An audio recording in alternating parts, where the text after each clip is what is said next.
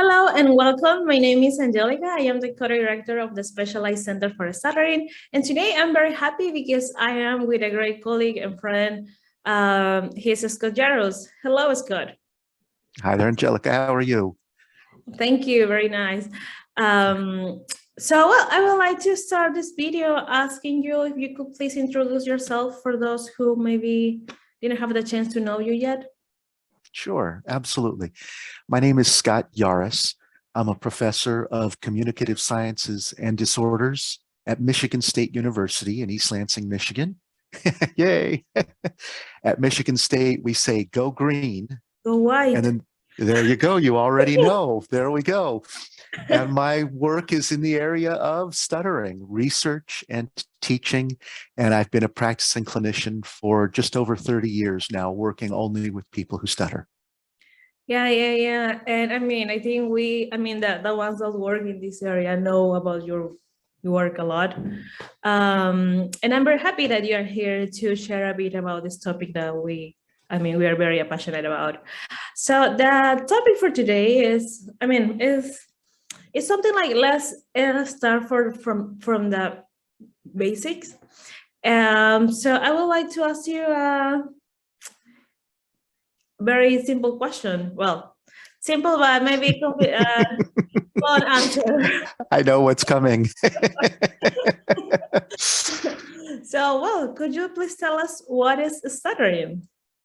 Sure, absolutely. A simple question with a complicated answer, that's for sure. Yeah. When people typically think about stuttering, they think about what they can see in a person's speech, disruptions in the forward flow of speech, like repetitions like that, or blocks when a person is stuck. Yeah. But the most important thing that anybody can ever learn about stuttering, in my opinion, is that that's not all that stuttering is. Sure, stuttering involves something to do with disrupted speech. Fine. But because of that disruption in speech, people who stutter experience much, much more than just speech that sometimes has repetitions or prolongations or blocks in it. People who stutter may experience a host of consequences for having difficulty speaking and for living in a society that doesn't always understand that people speak differently. And so the result is that stuttering as a life experience can involve a wide range of difficulties. It doesn't have to, but it can. And so I define stuttering as a life experience in which people may have difficulty communicating because sometimes they feel stuck when talking and because society as a whole isn't patient enough to listen. Yes. And here I would like to talk to go more inside and to talk about a research that you work with said Tichenor. I think it was in 2019, I think. And I remember the name of the research was Stuttering from the Perspective of Adults Who Stutter. Could you tell us a bit more about this, please? You bet. So Seth and I decided to do something that you would think would have been done a long, long time ago. And that is very simply, ask people who stutter how they experience stuttering. See, the vast majority of work in our field has been done from the perspective of a listener. What does a listener hear or see in a person who stutters? Repetitions, blocks, eye blinks, things like that, okay? And nearly all of the definitions to this point have been focused on what listeners observe.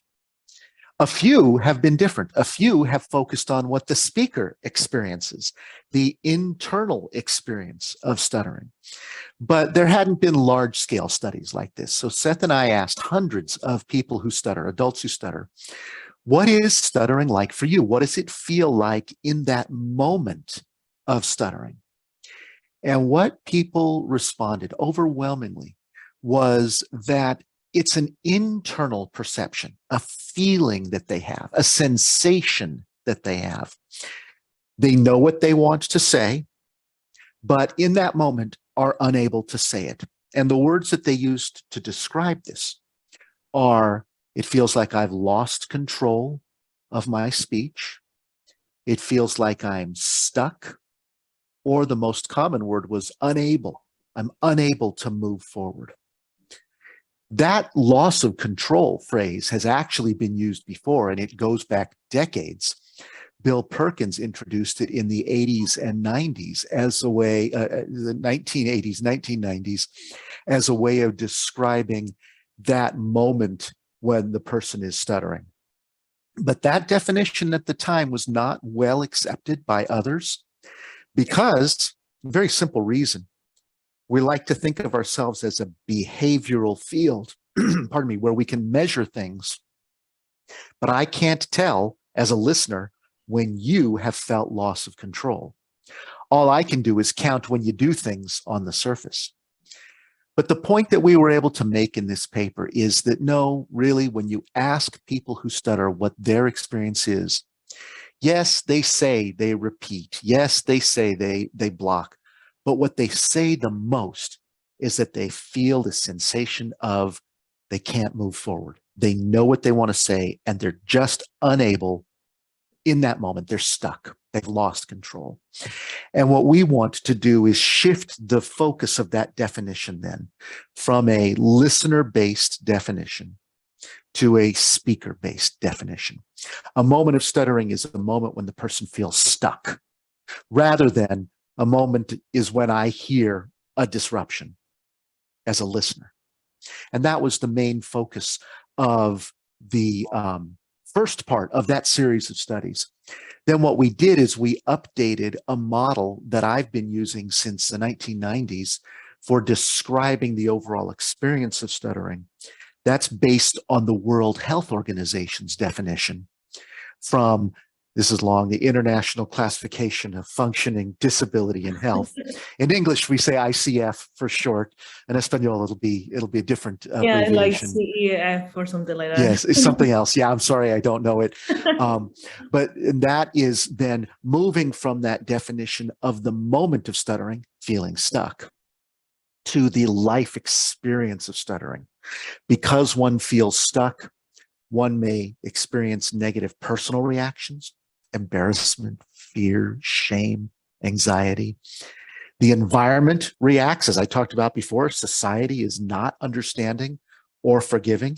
People who stutter experience discrimination, bullying, negative reactions from others. And all of that can lead to what we might term adverse impact from stuttering. Difficulty doing the things that you want to do in your life.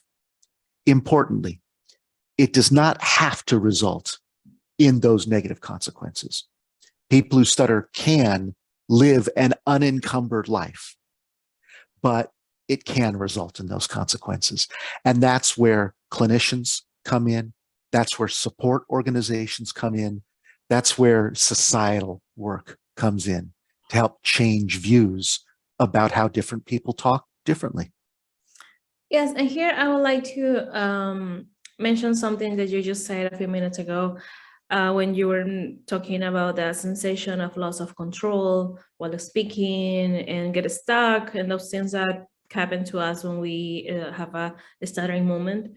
And it's this idea of how it's the importance of changing the perception on the things we are, on how we are working on, how we are, I don't know, saying a definition about this. Because as you always say, still for a long time, the focus has been always on what the people see when someone who stutters talk, what the listeners hear, what they see. But it's important to change the focus and to start working more and be focused on what the people who stutter feels.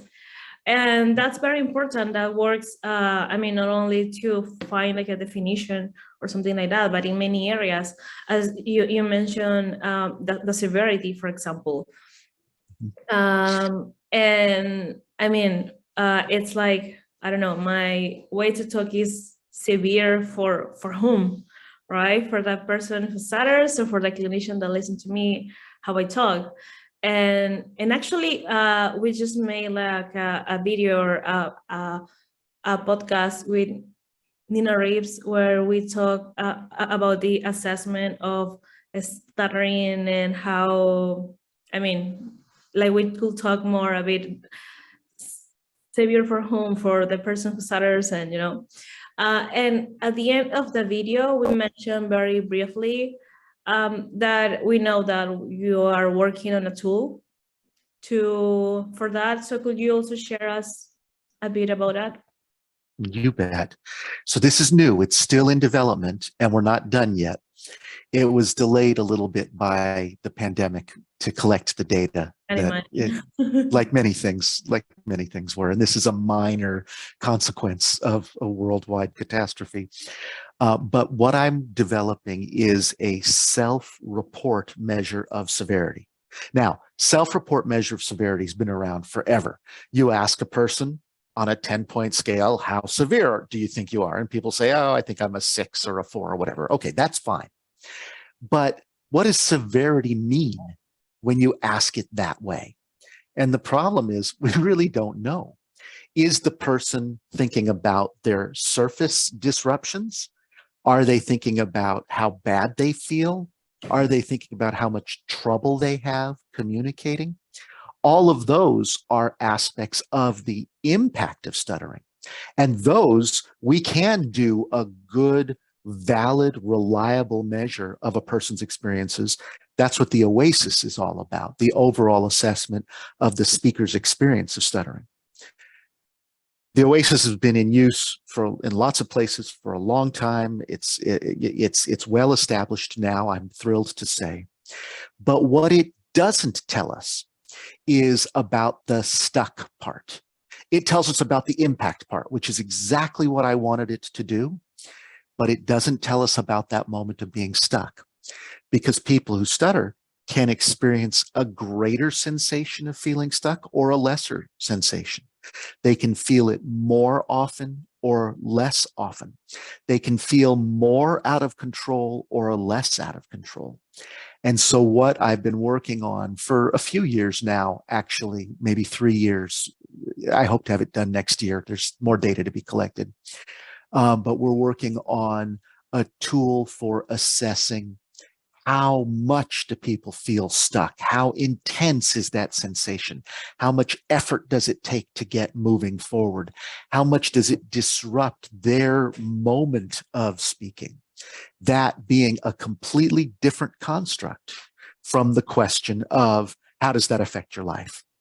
And my thought is that we will be able to use both this this assessment of the severity of the moment of stuttering, combined with the OASIS, the assessment of the impact of stuttering, to assess our treatment methods so that we can say, yes, not only does the person feel better about themselves and do more in their lives, the OASIS measures that, but they're also just plain feeling less stuck. And the different measures are valuable for different kinds of inquiries. And that's why I think that it's useful to have both measures and to keep them separate.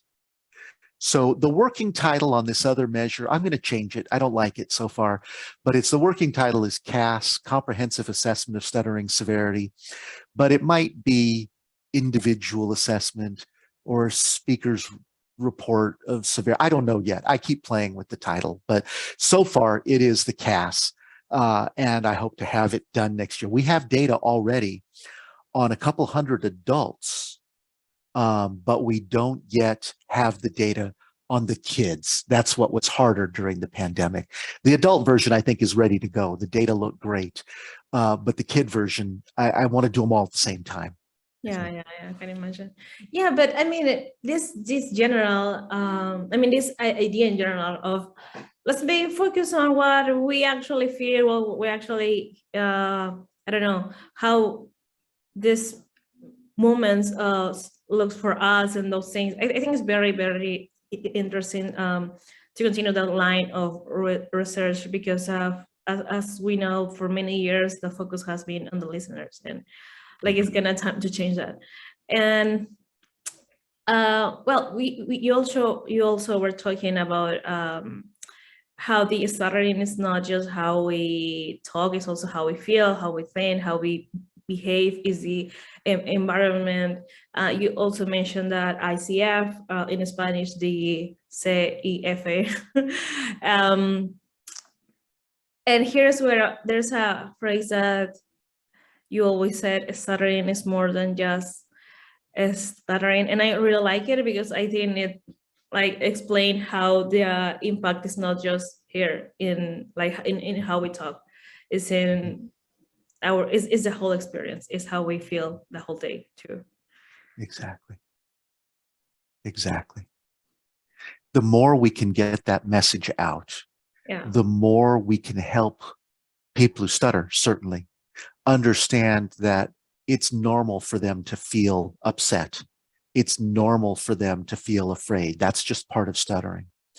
Help them understand that it's common for people to react negatively. It's not good. It's not acceptable, but it's common for the environment to react negatively. And it's not your fault as a person who stutters that other people are doing that. And often when I'm engaged in self-help and support activities, and I introduce two people who stutter to one another who maybe haven't met before, they find that they've had so many shared experiences, changing words instead of saying what they want to say, ordering the food that's easy to say rather than the food they want to eat, not answering the phone, looking all around the store rather than just asking for help, or getting lost instead of asking for directions. So many of these common experiences that many people who stutter have as a way of coping with their stuttering. But often they feel, oh, I shouldn't do this. I'm the only one who, this is so weird. I've heard people say I shouldn't do this. Then they meet other people who do the same thing and they realize, oh my goodness, that's part of stuttering too. I don't have to feel ashamed. I'm just coping as well as I can. So I think it's really important for people who stutter to know that that big picture is all part of stuttering. And then, of course, it's important for families, caregivers, speech language pathologists, employers, and society as a whole. Yeah, I think it's very, very important for them to know that it's completely okay, or it's completely normal to feel ashamed or sad, and those feelings sometimes, because we speak in a way that society don't accept. But it's also important to share the message that we don't have to stay with those feelings. Like, we don't have to stay Right. like that all the time. Like, we deserve a good life. We deserve to be Exactly. whatever we want to be. The president of our country, if we want. So yeah, that's a very important message to share for those who stutter, for us who stutter, but also to the professionals too. And I really like the phrase that I was mentioning, the stuttering is more than just is stuttering, because it's really common to, it's very common to find professionals that are quite focused on the speech, and that they could think things like, well, if this person talks in this way, I could just give him or her speech techniques and all the problems are going to be fine, because the problem is a speech. And it's not that easy. It's not that speech techniques is not the most important thing in therapy. As I always say when I teach courses, it doesn't matter if the person can do 100 of techniques if he will still feel sad, frustrated, worried, and those things. So we have to put our focus too on how the person is doing, while how is reacting to the sense of loss of control. And speech techniques is something that is going to be, at some part of the therapy, yes, but not like the first thing and the most important thing that we need to be focused on. So that's also very, very important. And also for the fact that I always like to mention, even though it's not nice to hear, that the speech techniques are not perfect. And so we also need to share that message. So I don't know, we don't I don't know, like believe that it's going to be perfect. And as soon as I learn the speech techniques, all the problems will be gone. It's like Right. way more to work on. And I mean, those are the things that I will have liked to hear when I was younger, because I was focused on techniques, like why is it not working? It's me the problem. I'm not practicing enough. So it's like the problem is not the problem are the techniques in those cases. It's not the person, and that is also very important to mention.